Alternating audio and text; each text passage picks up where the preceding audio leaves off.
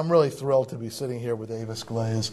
Known Avis for a few years now, and she's just a remarkable educator who's worked from the level of classroom to school administrator to district administrator, now to provincial, or for Americans will be a state level administrator. I'm going to read her titles because I could never remember them, but from 2004 to 2008, she was the inaugural Chief Student Achievement Officer of Ontario and the founding CEO of the Literacy and Numeracy Secretariat for the province of Ontario. So she was the person in charge of student achievement throughout all of Ontario, specifically literacy and numeracy, but student achievement in general. And she also wears the hat of being in charge in character education for all of Ontario, which encompasses approximately 5,000 schools. So I'm thrilled to have a chance to sit and talk with you, Avis, and to find out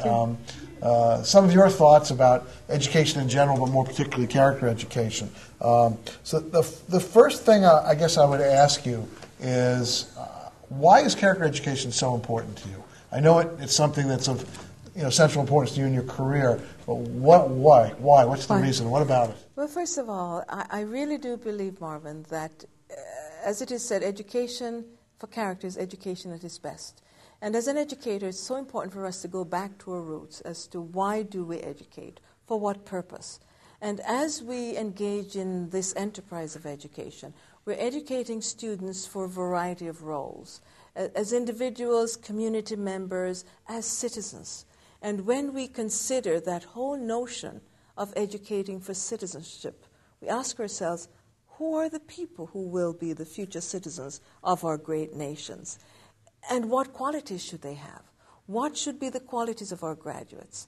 And that brings us then to the point of why we cannot only focus on academic achievement, but we must focus on teaching those core ethical values that will make our communities vibrant and great places in which to live. If we want peaceful communities, then we must begin in our schools. If we want people who are caring and empathetic, who will make our communities thrive, the schools have a role. And I think one way of doing this is through character education. Thank you.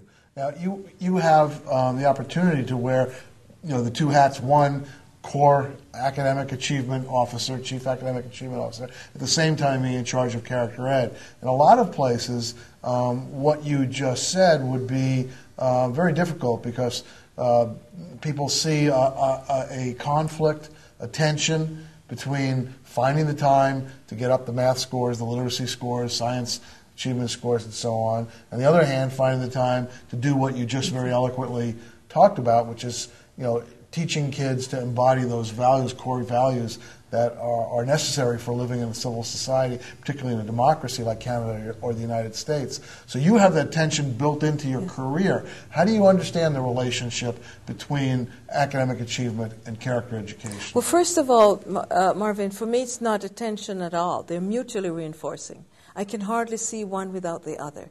And I think for teachers to be able to manage teaching well today, we must find ways for them to integrate all the areas that they need to contemplate in providing the best possible education. So then, while they're in their academic classrooms, they can infuse character initiatives. And we do know that schools that focus on character development, the achievement goes up. If teachers need to spend less time on disciplining, for example, and more time on teaching, achievement will be enhanced. So we do not teach in a vacuum. We're always teaching values. Why not make these explicit so that parents know what they are, they can reinforce them at home, and that the entire school community could embody those qualities. So I do not see them at all as creating a tension. I think you cannot have one without the other. Are you succeeding at that in Ontario? I think we are, especially in some of the school districts that started character a long time ago. Teachers understood. In fact, when we started character development, we made sure that the attributes that were chosen by community are infused in every academic classroom. And we were able to provide teachers with ideas. How can you teach respect if you're teaching math or science or physics? How can you teach honesty? And because we gave them some ideas as to how to do this, people did not find that difficult, because if they're teaching a novel, they can talk about respect. If they're teaching science, they can talk about honesty. And they have the ability then to constantly integrate for the students the character attributes with the content of their curriculum. But more importantly, to create the classroom environment and the school environment that embodied character. Has it detracted at all from the academic scores in those schools? Not at all. In fact, we have so many examples. Principals have given us data to show that their scores have gone up once they start character development. Principals have collected data on, say, suspension rates. They had baseline data.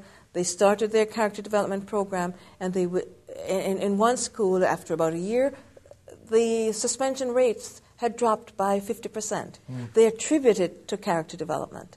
So if they want to measure some of those behaviors that they have had to struggle with over time, once they have started character development, they have been able to demonstrate through data that there has been improvement.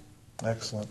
And I assume that given you've had a nice long run as being the CEO of literacy and numeracy and so on, that your scores in Ontario are doing fine in that area. You haven't been distracted from that. Not at all. In fact, Ontario has been improving. We started off improving very well. We are sort of not seeing the dramatic gains, but there is steady improvement. But what's important, too, is that in Ontario, and many of the international testing agencies have written about this, Ontario is one of the few places that is improving and closing the gap. In other words, excellence and equity are coming together. We are not improving and leaving many kids behind, because we know what that will do to the health and well-being of our society. If we leave certain groups out, then we will not have the peaceful communities if we don't educate all our children. And when we look at our immigrant populations who have come with high expectations for their children, when we look at some of our children who live in poverty, schools must find a way of making sure that these students achieve equally, to narrow that gap in achievement. Because if we don't, then our society will not remain competitive in the positive sense of the word. Our jobs are leaving us, and so on. So regardless of how we rail against the notion of competitiveness, we have to recognize that our people's livelihood must be sustained. And it will not be sustained if we do not educate the majority of our children, all our children, to a higher level. Now, you're doing all this in what I consider to be a remarkably diverse environment. You have, First Nations peoples. You have communities that are purely Francophile and speaking only or predominantly French. You've got a city like Toronto, which is so rife with diversity of immigrant populations, with so many cultures, languages, religions, nationalities, and so on being represented. Does that pose any challenges? Is there anything you could say about how do you do character education in such a diverse context? Yes. Well, one of the first things we did when we wanted to start a character development program was to engage the diversity within our community. Because what we sought to find out was, what do we hold in common with a variety of religions and backgrounds and so on? Societies today must try to find the commonalities. The differences must be addressed. There's no doubt about that. But also, equally important, is what do we hold in common? And unless we can build consensus on what we hold in common, we will be a fractured society.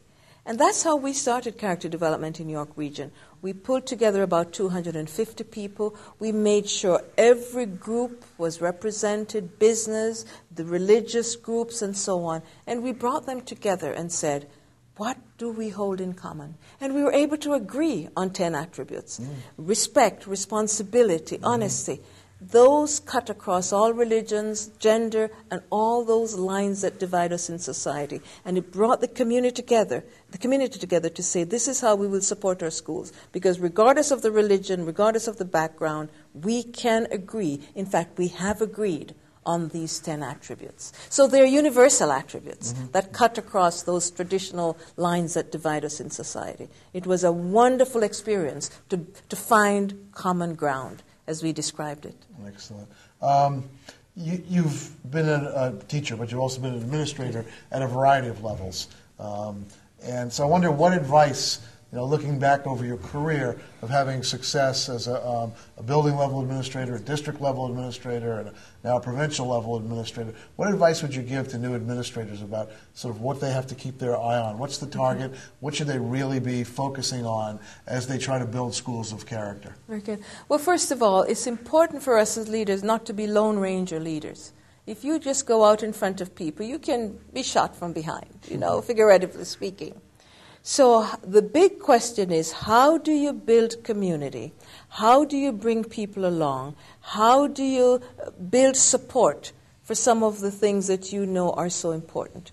And that doesn't mean you wait for 100%. You'll never get 100%. Even if a third of the people with whom you're in contact agree, then you move with it. Be steadfast.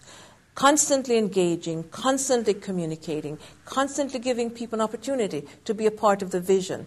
Be able to articulate that vision very clearly. Why are we doing character development? What are the benefits? What does the research say? And you have done such excellent work, Marvin, on character development. What does the research say? And come prepared to engage people, to go out and meet them in their various temples and synagogues and churches. Administrators today cannot stay in a building and get things done. You go out, you engage people, you co-opt them to that vision that they also have for the schools, and then you plan together. So working collaboratively, having the focus, and not being frustrated by the roadblocks that may inevitably arise. If you believe that this is education at its best, then it's a matter of getting people behind you. Do not forget your teachers. It will not happen without teachers. They must be brought along, as well as students. It cannot be done to students. So make sure that your student leaders are a part of it, and you will find, as I found, students said, we want character development, it's going to make our schools safer, it's going to make us better people. But they must be respected, and they must be a part of the initiative as well. So when you move with parents, with teachers, with community, and you say, we're in this together, it will benefit our schools, we will see higher academic achievement, we will see fewer suspensions, we will see less tardiness, we will see students wanting to come to school because it's a much more positive environment, then you're creating a transformation of your school and your community. Thank you so much. Thank you very much.